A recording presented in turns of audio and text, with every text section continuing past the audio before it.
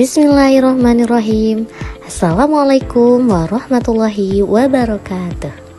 Perkenalkan, saya Dede Komala dari Universitas Islam Darussalam Ciamis dengan program studi Pendidikan Islam Anak Usia Dini. Ayah, bunda, dan rekan pendidik sekalian, pernahkah kita merenung sejenak? Masa emas atau golden age anak-anak kita tidak akan pernah bisa diulang. Apa yang kita tanam hari ini, itulah yang akan mereka tuai di masa depan. Pertanyaannya, apakah benih pendidikan yang kita berikan sudah memiliki kualitas terbaik?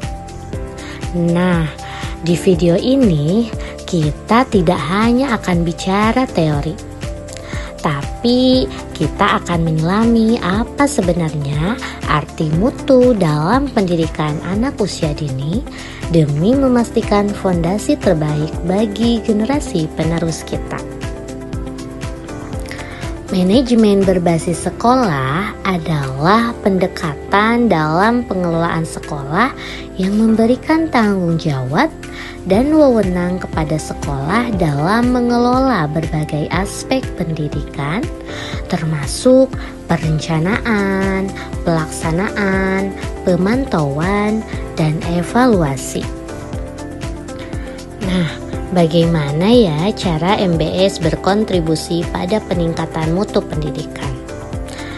Di sini ada 9 aspek. Yang pertama, fleksibilitas kurikulum. Yang kedua, adopsi praktik terbaik.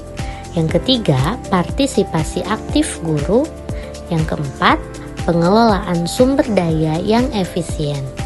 5. Keterlibatan orang tua dan masyarakat. Yang keenam, pengembangan kepemimpinan dan kapasitas guru. Yang ketujuh, peningkatan pengawasan dan evaluasi.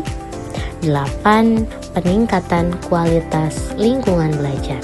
Dan yang terakhir, inovasi dalam pengajaran. Mutu pendidikan itu sendiri merujuk pada tingkat kualitas dan efektivitas suatu sistem pendidikan atau lembaga pendidikan dalam mencapai tujuan-tujuan pendidikan yang diinginkan. Mutu pendidikan tersebut melibatkan berbagai aspek yang berkaitan dengan hasil belajar siswa, pengalaman pembelajaran, pengajaran, kurikulum, manajemen sekolah, fasilitas fisik, serta keterlibatan guru, siswa, orang tua, dan masyarakat. Nah, elemen yang digunakan untuk mengukur mutu pendidikan, yang pertama ada hasil belajar siswa. Mutu pendidikan dapat diukur dari sejauh mana siswa mencapai tingkat pengetahuan, keterampilan, dan kompetensi yang diharapkan sesuai dengan standar pendidikan.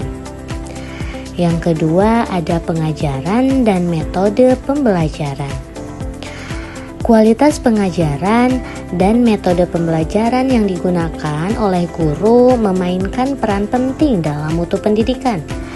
Metode yang inovatif, interaktif, dan sesuai dengan siswa. Yang ketiga, ada kurikulum yang relevan. Mutu pendidikan juga terkait dengan pengembangan dan penyusunan kurikulum sesuai dengan perkembangan zaman, kebutuhan siswa, dan standar pendidikan. Yang keempat, ada kepemimpinan dan manajemen sekolah. Efektivitas kepemimpinan dan manajemen sekolah berperan dalam menciptakan lingkungan yang mendukung pembelajaran yang baik, efisien, dan efektif. Lalu yang kelima ada partisipasi dan keterlibatan stakeholder. Keterlibatan aktif guru, siswa, orang tua, dan masyarakat dalam proses pendidikan adalah indikator mutu yang penting. Yang keenam, fasilitas fisik dan sarana pembelajaran. Kondisi fasilitas fisik sekolah termasuk ruang kelas, perpustakaan, laboratorium, dan fasilitas lainnya juga mempengaruhi mutu pendidikan. Yang ketujuh, pengembangan keprofesian guru. Kualitas dan kompetensi guru dalam mengajar dan membimbing siswa juga menjadi indikator penting dalam mutu pendidikan. Dan yang kedelapan, evaluasi dan pemantauan. Sistem evaluasi dan pemantauan yang efektif membantu memastikan bahwa proses pembelajaran berjalan sesuai dengan rencana dan tujuan yang telah ditetapkan.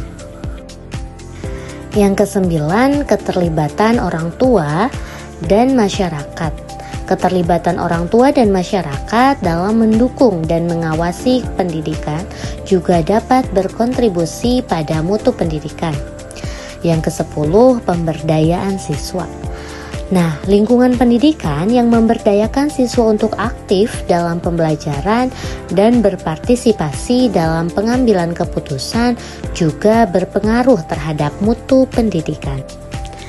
Dan yang terakhir, kesesuaian dengan kebutuhan masyarakat dan dunia kerja. Mutu pendidikan juga dapat diukur dari sejauh mana lulusan dapat memenuhi tuntutan dan kebutuhan dunia kerja atau masyarakat. Jadi, sebagai simpulan, peningkatan mutu pendidikan anak usia dini adalah sebuah siklus yang tidak pernah berhenti atau continuous improvement. Pemahaman kita tentang standar dan indikator hari ini hanyalah langkah awal. Nah, jadi tantangan sesungguhnya ada di ruang kelas besok pagi. Bagaimana ayah bunda menerjemahkan teori ini menjadi praktik nyata yang berkualitas.